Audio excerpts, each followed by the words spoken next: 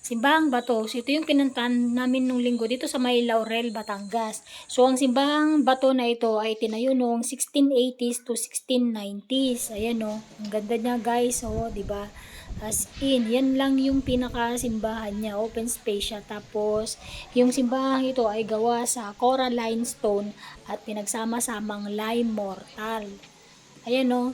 Ang ganda, 'di ba? At yung ambience niya is maliwalas din gawa ng mapuno at maraming dahon yung mga puno nila kaya malamig diyan sa ilalim. Ayan o, may puno ng balete.